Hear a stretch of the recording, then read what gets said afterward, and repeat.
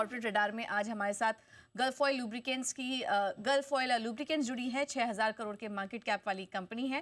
Company के नतीजे कैसे रहे, इस पर बात करने के लिए हमारे साथ मैनेजमेंट इस वक्त मौजूद हैं। एमडी और सीईओ रवि चावला जी हमारे साथ जुड़ चुके हैं। Ravi ji, thank you so much समय देने के लिए आज अपना जी बिजनेस को।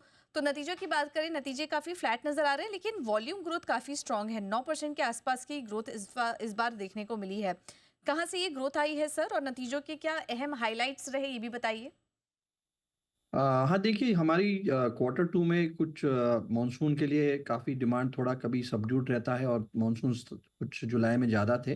बट हैप्पी टू शेयर कि हमारी ग्रोथ 8.8% हुई है कोल लुब्रिकेंट्स में। और अगर हम फैक्ट्री फिल जो काफ़ी इफेक्ट हो रहा है फैक्ट्री फिल में, उसको निकाल दे तो डबल डिजिट ग्रोथ है 10.8%। तो एक अच्छी क्वार्टर रही है ग्रोथ के लिए। और जैसे हम हमेशा कहते हैं कि हम 2 to 3x मार्केट ग्रोथ का ले रहे हैं, मार्केट शेयर ले रहे हैं, वो जारी है। और मैं कहूँगा ओवरऑल भी परफॉर्मेंस अच्छा रहा है। आप देखेंगे कि पैट बेसिस पे भी हमारे 15% ग्रोथ है एंड H1 में भी अभी आप 15% ओवरऑल ईबिटा ग्रोथ भी है। और सेगमेंट्स जो हमारे लिए अच्छे रहे इस क्वार्टर में, हमारे चैनल रिटेल में मोटरसाइकिल और एग्रीकल्चर सेगमेंट अच्छा रहा। हमारे OEM फ्रेंचाइजी वर्कशॉप में भी हम देख रहे हैं कि अच्छी ग्रोथ आई है। और B2B सेगमेंट्स में ग्रोथ अच्छी आई है। फैक्ट्री फिल में कहूँगा सिर्फ एक सेगमेंट जो डाउन रहा है, पर ओवरऑल ग्रोथ अच्छा आ रहा है और मोमेंटम भी हमारा जारी है। सर, मार्जिन के फ्रंट पर अगर बात करें, पिछले 3-4 क्वार्टर से हम देख रहे हैं मार्जिन 12 से 13% के ही रेंज पर बरकरार है, जो कि अच्छी बात है। मार्जिन लेवल कंपनी सस्टेन कर पा रही है, लेकिन एक समय ऐसा भी था हम 14% के आसपास के भी मार्जिन के नंबर्स देखते थे कंपनी के।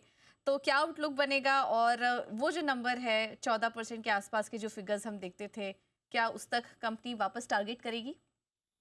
हाँ, ज़रूर हम ट्राई कर रहे हैं कि 12 टू 14 जो हमने बताया बैंड हमारा है। काफ़ी ऐसे कुछ आप देखेंगे raw material prices, base oil हैं, एडिटिव्स हैं और फॉरेन एक्सचेंज है। और हमारे मिक्स के हिसाब से हम वो भी देखते हैं और कॉम्पिटिटिव प्राइसिंग भी देखते हैं। तो इस क्वार्टर में ये 12.6% है। हम देख रहे हैं कि हम हमारे हाई मार्जिन प्रोडक्ट्स को और हम बिक्री करें। बट ओवरऑल जो हम देख रहे हैं ट्रेंड अच्छा है। बेस ऑयल और भी स्टडी रहेगा, स्टडी रहा है। और अगर ये स्टडीनेस है और मार्केट प्राइसिंग ठीक रहता है, उसके उसके उसके लिए हम देख रहे हैं कि मार्जिन कैसे इंप्रूव करें। हमारे काफ़ी B2B OEM सेगमेंट्स वो प्राइस वेरिएशन क्लॉज के हिसाब से चलते हैं, तो हमारा मिक्स थोड़ा अलग है। बट ओवरऑल हम पुश कर रहे हैं, हमारे हमारे जो हाई मार्जिन प्रोडक्ट्स हैं उसको ज़्यादा सेल कर रहे हैं। हमारे जो नॉर्मल प्रोडक्ट्स हैं उसकी अगर 8.8 ओवरऑल आ रही है, तो हाई मार्जिन प्रोडक्ट्स हम उससे 2 गुना ट्राई कर रहे हैं बेचने को। तो उम्मीद है कि ये 12 to 14% बैंड, जैसे आप बोल रहे हैं 14% की तरफ हम स्टेबिलिटी के साथ आगे बढ़ सकते हैं। है तो हाई मार्जिन प्रोडक्ट पर वहाँ पर आगे फोकस रहेगा कंपनी का। अब आते हैं वॉल्यूम ग्रोथ पर। रवि जी, आपने 9% की वॉल्यूम ग्रोथ इस बार रजिस्टर की है। क्या ये लेवल्स भी सस्टेनेबल है आगे, और आगे किस तरह की वैल्यू ग्रोथ आप देख रहे हैं? देखिए, वैल्यू ग्रोथ अभी हम जो लॉन्ग टर्म देख रहे हैं कि वैल्यू ग्रोथ वॉल्यूम ग्रोथ से अच्छा रहेगा। जैसे मिक्स इंप्रूव हो रहा है, तो ये हमें हमेशा डबल डिजिट ग्रोथ हम ट्राई करते हैं वैल्यू में और हमारे रेवेन्यूज़ में। इस क्वार्टर में एड ब्लू सेल्स थोड़ा लो रहा है क्योंकि कंजम्पशन लो रहा है और इसके लिए थोड़ा रेवेन्यू कम है। बट हमारे जो प्लानिंग रहता है कि हम definitely volume growth 2 to 3x लें मार्केट का और वैल्यू ग्रोथ में हम एडिशन करें। तो ये जारी है और अक्टूबर, नवंबर, दिसंबर और अभी H2 में कंजम्पशन अच्छा रहता है। हमारे भी काफ़ी कुछ इनिशिएटिव्स डिस्ट्रीब्यूशन में है, ब्रांड में जो है। इस क्वार्टर में हमने एक बड़ा कैंपेन किया है हमारे ब्रांड के लिए, अनस्टॉपेबल्स।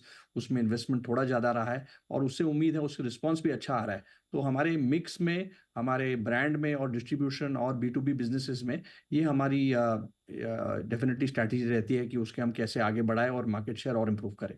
हम्म। रवि जी, थोड़ा ऑटोमोबाइल सेक्टर को लेकर एक डिमांड चेक आपसे लेना चाहेंगे, क्योंकि हम देख रहे हैं कि जो 40% से ज़्यादा के आसपास के प्रोडक्ट्स हैं वो आप इसी इंडस्ट्री को बेचते हैं। और हम देख रहे हैं कि इस इंडस्ट्री में थोड़ी यहाँ पर डिमांड स्लो डाउन देखने को मिल रहा है। इन्वेंट्री लेवल्स भी बढ़ने की समस्या निकल कर आ रही है, और आप OEMs और फाइनल कंज्यूमर दोनों को ही सप्लाई करते हैं। तो एक ग्राउंड चेक लेना चाहेंगे आपसे, स्थिति कैसी नज़र आ रही है, ओवरऑल डिमांड सिनेरियो कैसा दिखाई दे रहा है आपको?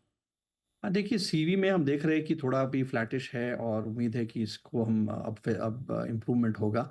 और सीवीज़ है, एलसीवीज़ हैं, कार्स हैं। हमारा मेन फैक्ट्री फिल जो है वो सीवीज़ में है, तो लगभग अबाउट 8-10% वॉल्यूम उसमें जाता है। बट बैलेंस हमारा 90-92% रिप्लेसमेंट मार्केट है, जो व्हीकल्स ऑलरेडी ग्राउंड में है, व्हीकल में और इंजन्स और इक्विपमेंट्स हैं, तो वो उसमें कंज़म्पशन हमारा 92% वहाँ सेल है। तो उसे हम अच्छा अच्छा ग्रोथ आ रहा है, और ये जो आप कह रहे हैं कि इसमें लगभग हमारा 15-20% इम्पैक्ट आ रहा है इस 8-10% में जो हमारा फैक्ट्री फिल है। तो उम्मीद है कि ये अभी स्टेबल होके थोड़ा बढ़ेगा। कुछ मैंने आप करेक्टली कह रहे हैं कि इसमें काफ़ी थोड़ी कमी आई है, और ये मैं कहूँगा इन्वेंटरी करेक्शन है, और डिमांड अभी जैसे इलेक्शंस के बाद काफ़ी नए प्रोजेक्ट्स आ रहे हैं, और उम्मीद है कि सीवीज़, कंस्ट्रक्शन इक्विपमेंट अब हम देखेंगे कि सेकंड हाफ में इसमें थोड़ी बढ़त आ सकती है। सर एक स्ट्रैटेजी आपने जो अनलॉक 2.0 स्ट्रैटेजी अनाउंस की थी कंपनी के लिए, वो भी थोड़ा आपसे समझना चाहेंगे, क्योंकि उसके तहत वॉल्यूम ग्रोथ आप 2 से 3 गुना देख रहे हैं। जहाँ पर मार्केट शेयर कम है आपका, वहाँ पर भी आपका फोकस करने की बात थी। उसके बारे में कुछ बताइए, क्या अपडेट है और क्या जो टारगेट्स आपने सेट किए हैं उसकी तरफ कंपनी बढ़ रही है धीरे-धीरे?